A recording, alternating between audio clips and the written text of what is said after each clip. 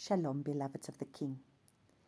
Here we are again today on this beautiful day in order for us to be able to come as we have entered into the new day, and we are going to be able to continue with our counting of the Omer as we are counting down leading up to Shavuot.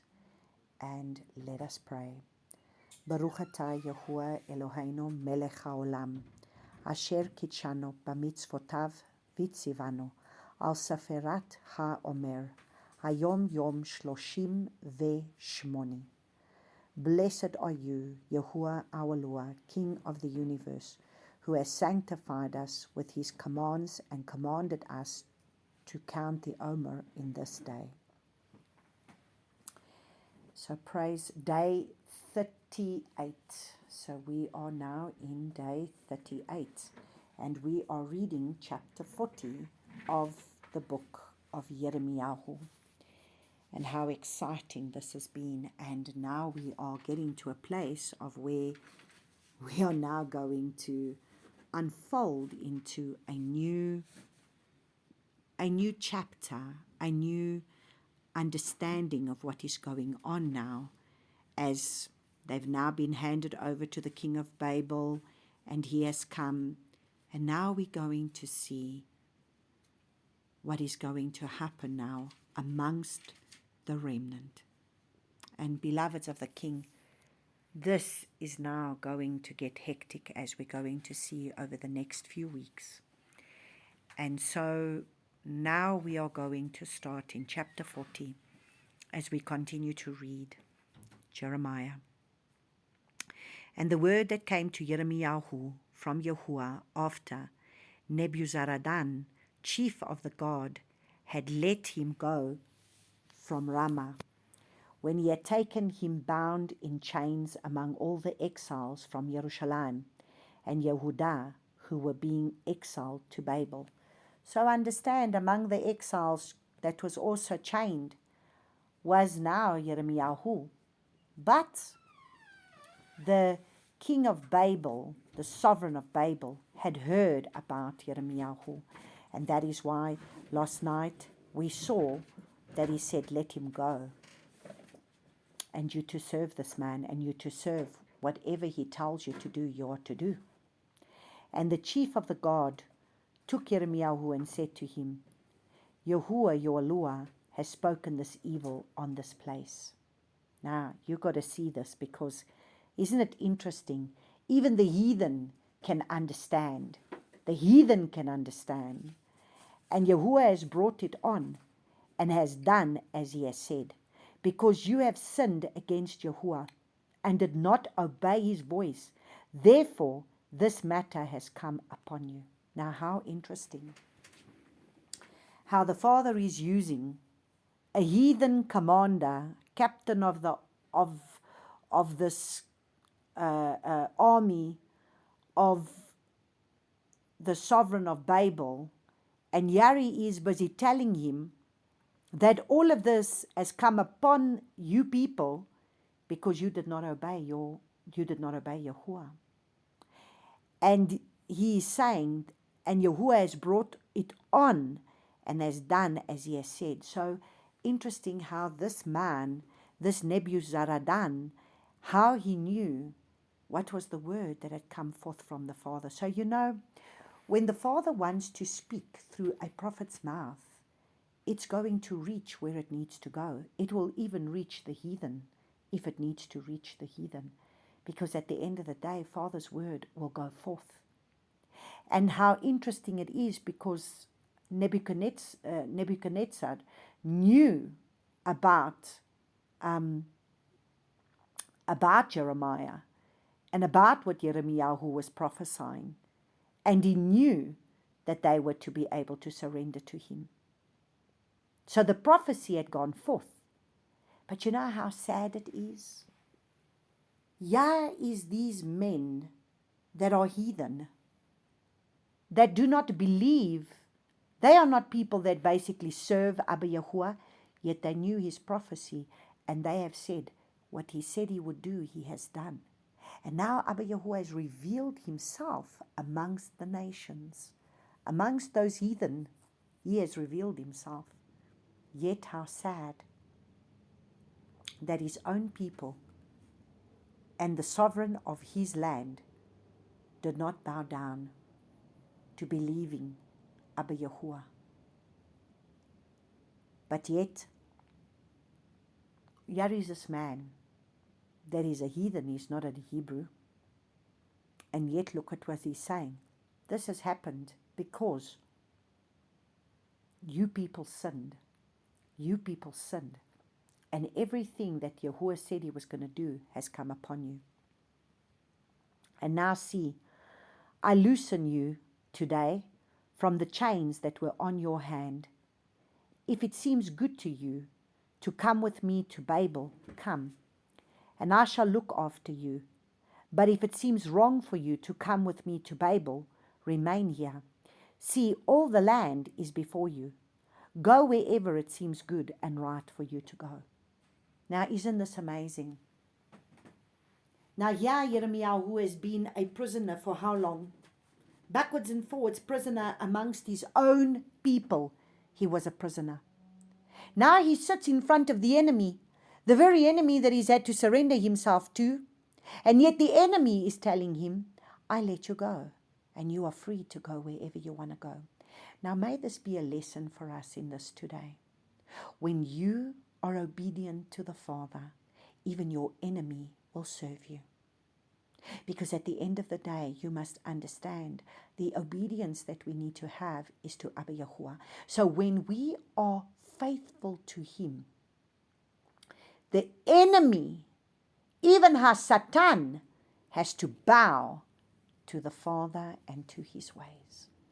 And so what enemy can come against you when you are obedient to the Father? And that's why He says that we are to do what? Submit to Yahuwah, resist the devil, and he will flee from us. But what is the first portion that we should do? What is the first portion that we should do? James 4 verses 7 tells us that if we submit to Yahuwah, so you see, we've got to submit to Yahuwah, submit to His way, submit to His voice, submit to His leading. And when we submit to Yahuwah, then we resist the devil and then he will flee. And so understand, this is Jeremiah this is the enemy. He's on his way being bound to be able to go to Babel, and now his enemy is letting him loose and saying to him, you are free to go wherever you want to go. Now understand, in his own nation, he was constantly being arrested, constantly being put in jail. But now he gets captured by the enemy, which is exactly what the Father said was going to happen, but now he's being set free. What a testimony of faithfulness. What a testimony of what it means to be faithful to the Father, to be able to see the Father's hand in a person's life that has been obedient to the Father. There is nothing that the Father will not do for one that is obedient to bring forth His purposes and plans, just like Joseph. Joseph had to be put in jail. Joseph had to sit and be a slave. Joseph was sold into slavery. He was put in jail for a crime he didn't commit. But at the appointed time, Father took him out of there and raised him up and put him in charge, second in charge of the land. So may this be a testimony for us today to say, doesn't matter how difficult it is when the Father asks you to do something and it goes against everything that you do not want to do and it seems difficult and it doesn't seem to be easy. I tell you one thing, there's always the end result, as we can see now, is to bring glory and honor to the Father in what He will do in your life because of your obedience. Obedience brings the blessing. But you see, we want the blessing without the obedience, but we've got to learn to be obedient. And so he says, and before he replied, Nebuzaradan said, or go back to Gedaliah, son of Ahikam, son of Shaphan, whom the sovereign of Babel has made governor over the cities of Yehudah, and dwell with him among the people, or go wherever it seems right for you to go. And the chief of the guard gave him provisions and a gift and let him go. Now understand, your enemy will even give you provisions. Your enemy will even give you gifts. So who's that person in your life that is so difficult, that has come up against you, that is standing in your way, that is standing up against you, and yet is making your life difficult, but yet you are being obedient to the Father in being able to maybe stay where the Father has told you to stay, even though it's very difficult for you? Well, I want you to know that, you see, just like we saw with Joseph, he was then blessed.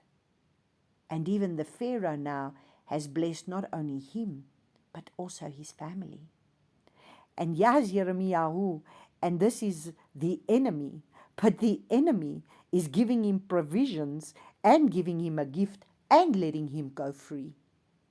More than what his own people have done for him. Isn't that amazing? How Father will turn your situation around because of your faithfulness. So Yirmiyahu went to Gedaliah, son of Ahikam, to Mitzpah, and dwelt with him among the people who were left in the land. So he chose to stay amongst his people. Now, he goes to Mitzpah. Interesting, Mitzpah means watchtower. So he goes to this place that is this watchtower, and he goes and he dwells amongst the people. And all the commanders of the armies who were in the fields, they and their men heard that the sovereign of Babel had made Gedaliah, who, son of Ahikam, governor in the land, and had put him in charge of all the men and women and children and the poor of the land who had not been exiled to Babel. So they came to Gedaliah and at Mitzpah, Yishmael the son of Nathaniah, and Yochanan and Jonathan the sons of Kariah, and Sariah the son of Tanhumeth, and the sons of Uphai the Nephatite, and Yezanyahu the son of Makathite, they and their men. And Gedaliah, son of Ahikam, son of Shaphan, swore to them and their men, saying, do not be afraid of serving the Kasdim. Dwell in the land and serve the sovereign of Babel, and it shall be well with you.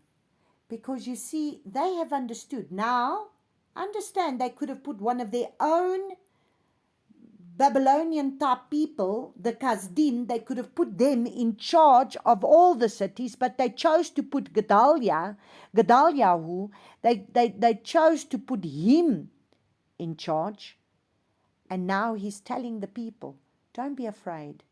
Don't be afraid. Don't be afraid to serve the sovereign of Babel.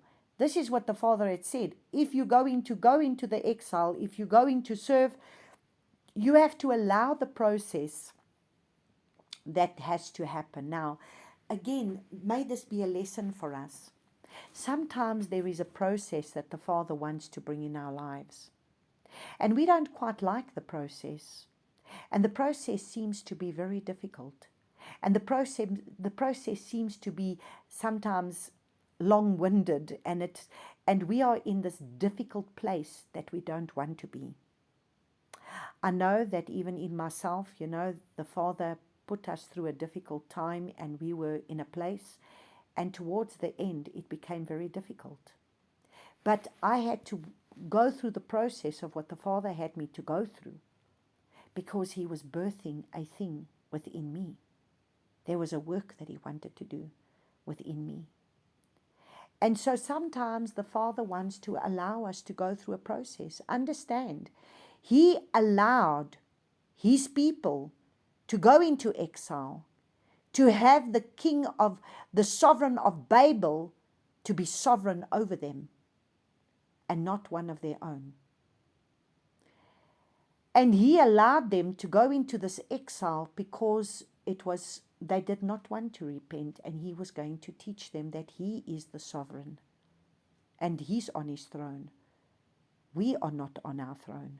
We want to be on the throne, but we've got no throne. So the sooner we surrender to him and allow him to have his way, the easier it's going to be for us. If we don't, it's going to be difficult. And so he says, do not be afraid. And so he said, and see, I am dwelling at Mitzpah to serve the Kasdim who come to us. But you gather wine, summer fruit and oil, and put them in your vessels, and dwell in your cities which you have taken. So you see, he's telling them they are to dwell in their cities.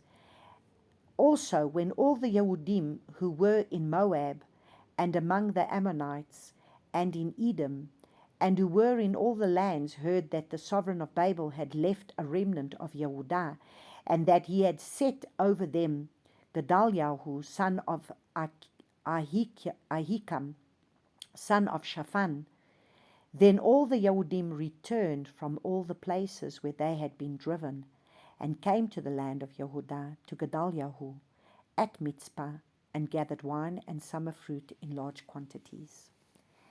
And Yochanan, son of Kareah, and all the commanders of the army that were in the fields came to Gedaliah at Mitzpah. And they said to him, do you certainly know that Baalas, sovereign of the Ammonites, has sent Yishmael, son of Nathaniah, to strike you a bean?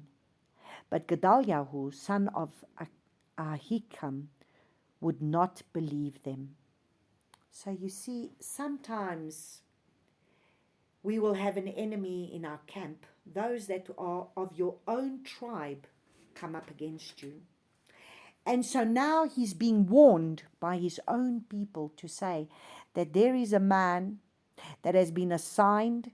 His name is Ishmael. He has been assigned and he's out to come and kill you. But now what happens? Gedaliah does not want to believe that one of his own is going to turn against him. I mean, you know what? If he's going to be killed, it would maybe be by, the other commanders of maybe the enemy, but not one of his own.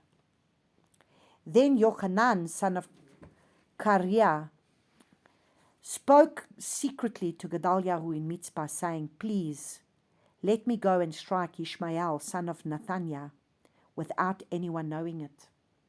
So his own advisors are now raising up and wanting to protect him, to say, let me go and strike him before he strikes you. Let me remove him, because he's on his way to want to come and destroy you. Why should he murder you? And so let all the Yehudim who are gathered to you, because understand, now this man is their leader. They have placed one of their own as their leader. And now they're wanting to protect the leader that is there. And so he says, why should he murder you? And so let all the Yehudim who are gathered to you be scattered, and the remnant in Yehudah perish. Because you see, if he's going to be killed, now there comes again another sovereign that's going to come over them, and it's another commander going to be over them, and they could put one of their own Babylonian people there, one of their own people from Babel that is going to be put over there, and it's not going to be a Yehudim. But Gedaliah, son of Ahikam, said to Yochanan, son of Kareah, do not do this matter, for what you are saying about Ishmael is not true. So you see, he did not want to believe that there was going to be any evil being done to him. He did not want to believe that one of his own would turn against him. He did not want to believe that one of his own would betray him. He did not want to believe that one of his own would have been assigned to want to bring destruction in his life. And this is where we need to be very careful, beloveds of the King. Because we must understand that in these days that we are living in, we have to be extremely careful. Not everybody that says they serve Abba Yahuwah and that speaks his name might be one that is for him. The enemy will plant many agents amongst us in order to bring destruction amongst these people. And right now we are in a time of where we are starting to see brother turning against brother, because it says in the last days, brother will turn against brother. And this is exactly what we see is going to happen. So may Abba bless you all. May you all enjoy the rest of your evening, and may Abba continue to bless you and keep you, make his face shine upon you and give you his shalom. Shalom, shalom.